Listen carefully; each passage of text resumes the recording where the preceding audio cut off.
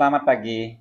Perkenalkan nama saya I Gusti Ngurah Agung Wiryanata dengan NIDN 3828027201. Saya adalah salah satu dosen akuntansi pada program studi Manajemen Akuntansi Hospitality Politeknik Parista Bali. Berikut ini saya menjelaskan mata kuliah yang saya ampu, dan video ini saya buat sebagai bentuk pernyataan diri dosen dalam unjuk kerja Tridharma Perguruan Tinggi atau PDD UKT-PT dalam bidang pengajaran. Sebagai salah satu syarat sertifikasi dosen gelombang 1 tahun 2026. Pada kesempatan ini, saya memaparkan salah satu mata kuliah yang saya ampu. Mata kuliah Akuntansi Dasar dengan kode mata kuliah AKD, sesuai dengan keahlian saya bidang akuntansi. Beban mata kuliah ini adalah 3 SKS. Mata kuliah ini diberikan pada mahasiswa semester 1 program studi Manajemen Akuntansi Hospitality. Pembelajaran dengan menggunakan metode DEA, yaitu Delivery, Interaction, and Assessment. Proses perkuliahan dilakukan dalam 16 kali pertemuan, dengan 14 kali pertemuan tatap muka, 2 kali pertemuan UTS dan UAS. Penilaian 15% keaktifan di kelas, 15% tugas, 30% UTS, dan 40% UAS. Mata kuliah ini membahas tentang siklus akuntansi pada industri hospitality, mulai dari transaksi sampai dengan penyusunan laporan keuangan. Materi mata kuliah ini yaitu siklus akuntansi, analisis transaksi, jurnal, buku besar, neraca percobaan, penyesuaian, neraca lajur, laporan keuangan, dan jurnal penutup. Capaian pembelajaran dari mata kuliah ini adalah untuk memenuhi capaian program studi, yaitu CPMK1 memiliki kemampuan menyelesaikan siklus akuntansi dan menyusun laporan keuangan industri hospitality. CPMK2 memiliki kemampuan menggunakan teknologi untuk menyusun laporan keuangan industri hospitality. Selanjutnya, silakan menyimak video pembelajaran mata kuliah akuntansi dasar. Selamat pagi, adik-adik mahasiswa. Selamat pagi, Pak. Om Swastiastu. Om Swastiastu. Assalamualaikum warahmatullahi wabarakatuh. Salam sejahtera bagi kita semua, namo buddhaya. Jadi hari ini perkuliahan yang kita lakukan akan membahas terkait dengan analisis transaksi. Namun sebelum kegiatan perkuliahan dimulai, mari kita berdoa agar perkuliahan berjalan dengan baik dan bermanfaat apa yang akan kita pelajari. Berdoa mulai. Berdoa selesai. Terkait dengan topik analisis transaksi ini merupakan kelanjutan dari materi sebelumnya yang sudah kita bahas. Sebelumnya kita sudah membahas terkait dengan aturan debit kredit, kemudian persamaan akuntansi, juga siklus akuntansi. Jadi kalian tentu masih ingat ya dari pembahasan sebelumnya. Sebelum kita mulai pada topik analisis transaksi, saya ingin mengadakan pretest dulu terkait dengan analisis transaksi. Jadi untuk linknya sudah saya share di WAG, silahkan dikerjakan selama 5 menit ya. Oke, saya rasa waktunya sudah habis. Nah, jadi dari jawaban kalian 25% sudah memahami terkait dengan topik hari ini ya. Jadi kalian sudah membaca ya dari literatur yang ada. Jadi tujuan mengapa dilakukan analisis transaksi terhadap transaksi keuangan adalah untuk mengetahui pengaruh dari transaksi terhadap akun yang ada. Jadi adik-adik mahasiswa masih ingat ya akun yang ada dalam akuntansi apa saja? Aset, liability, equity, revenue,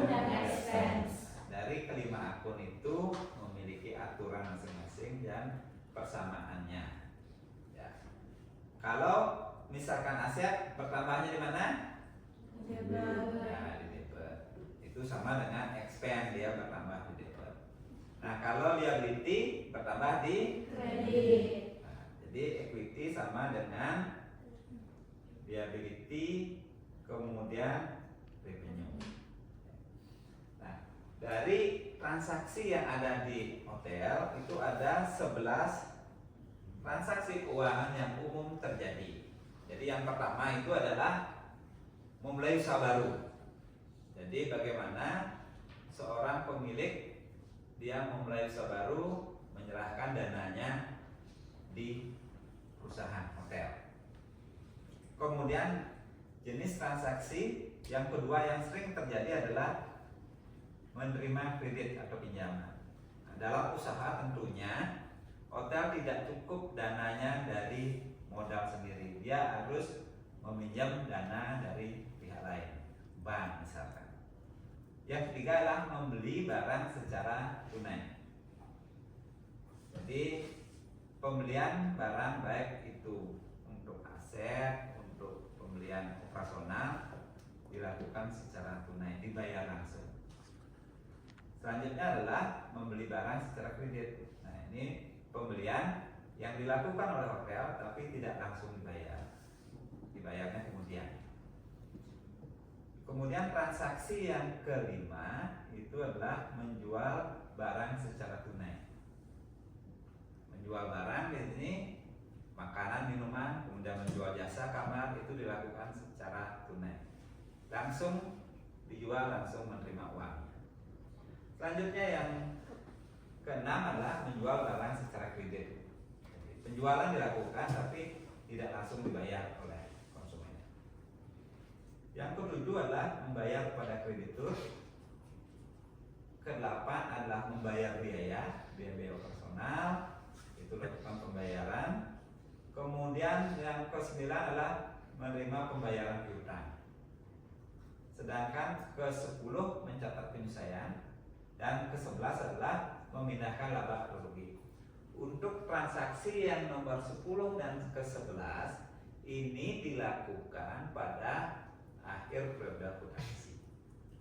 Ya, kalian masih ingat ya siklus akuntansi mulai dari transaksi, kemudian jurnal, kemudian buku besar, kemudian neraca percobaan, kemudian penyelesaian, neraca lanjut, kemudian laporan keuangan dan terakhir menutup. Kita mencoba di sini menganalisis transaksi yang sering terjadi. Yang pertama yaitu memulai suatu usaha baru. Siapa yang bisa memberikan contoh transaksi memulai suatu usaha baru? Ya, silakan, Kesia. Contohnya, pada tanggal 1 Januari 2025, Tuan Artawan sebagai pemilik Hotel Wicandali menyerahkan dana ke perusahaan sebesar 2 miliar sebagai modal permulaan dan langsung disetor ke rekening hotel bank. Ya. Contoh yang bagus di sini, Tuan Artawan sebagai pemilik Hotel Wicandali menyerahkan dana ke perusahaan sebesar 2 juta sebagai modal permulaan dan langsung disetorkan ke rekening hotel di bank. Ya. Nah, kalau kita analisis dari transaksi ini, posisi kita sebagai seorang akuntan, kita ada di dalam hotel ya. Jadi ada pihak luar. Kalau dari transaksi itu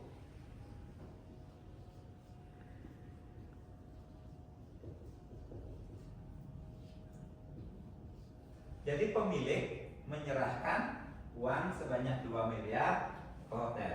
Nah, kita pihak hotel inilah yang sekarang menganalisis untuk nanti dicatat. Karena pemilik menyerahkan uang berarti ada penambahan aset.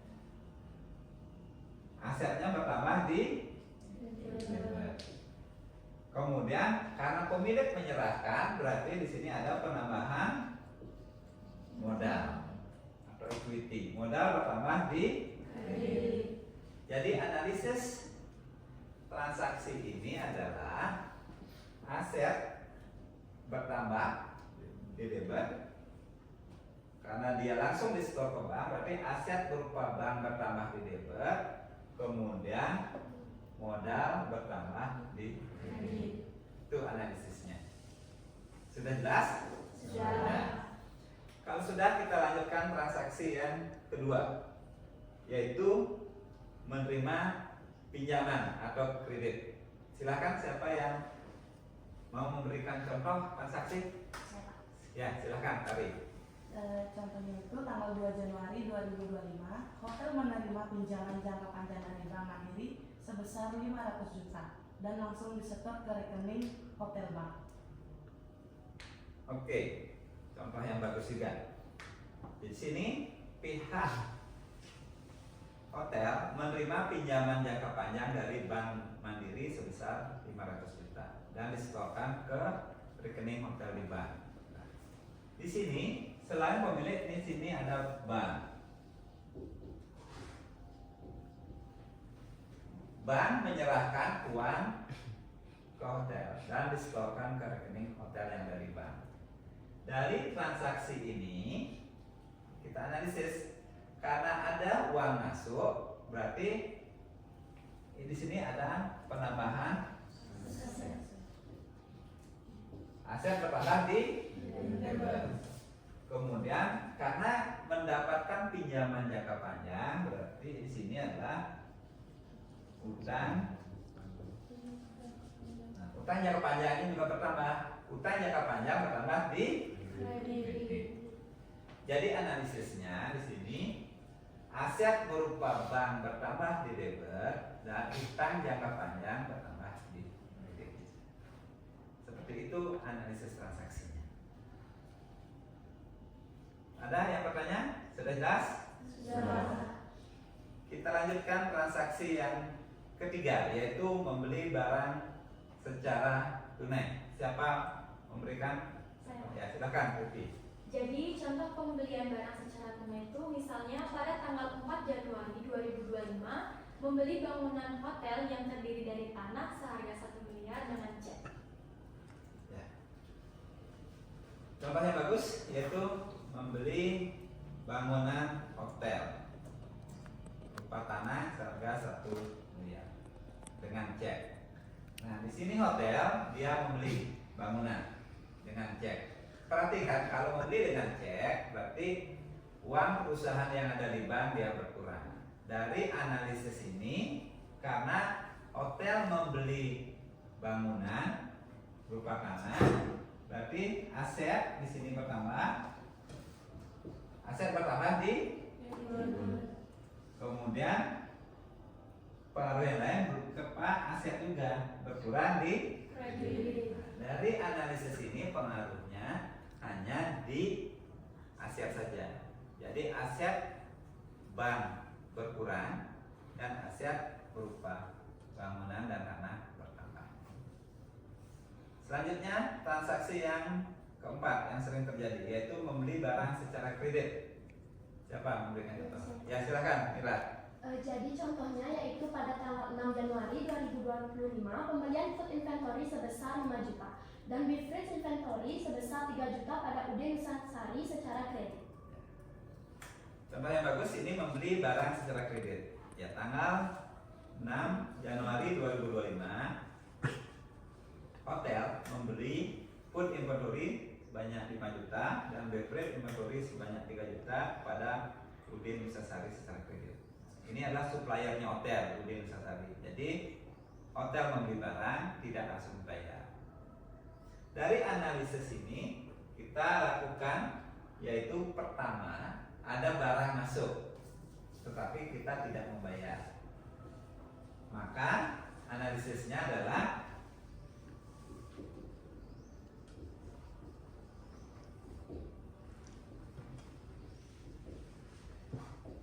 food inventory bertambah, beverage inventory juga bertambah. Food dan beverage inventory ini termasuk aset. Aset bertambah di kemudian karena ini tidak dibayar langsung merupakan kewajiban yaitu utang. Utangnya bertambah di Kredit. jadi itu itu analisis terkait dengan pembelian barang secara kredit. Ya. Kemudian kita lanjutkan dengan menjual barang secara tunai. Kalau menjual barang secara tunai, misalkan, bagaimana? Siapa memberikan contoh? Ya, silakan. Contohnya tanggal 8 diterima penjualan kamar sebesar 6 juta rupiah, makanan sebesar 3 juta rupiah, dan minuman sebesar 1 juta rupiah secara tunai. Ya, bagus ya, contoh dari Jaya. Jadi hotel menerima penjualan kamar 6 juta, makanan 3 juta, dan minuman 1 juta secara tunai. Dari analisis ini, hotel ini melakukan penjualan. Kemudian dia menerima uang karena tunai. Nah, berarti di sini ada cash yang masuk. Cash sama dengan aset.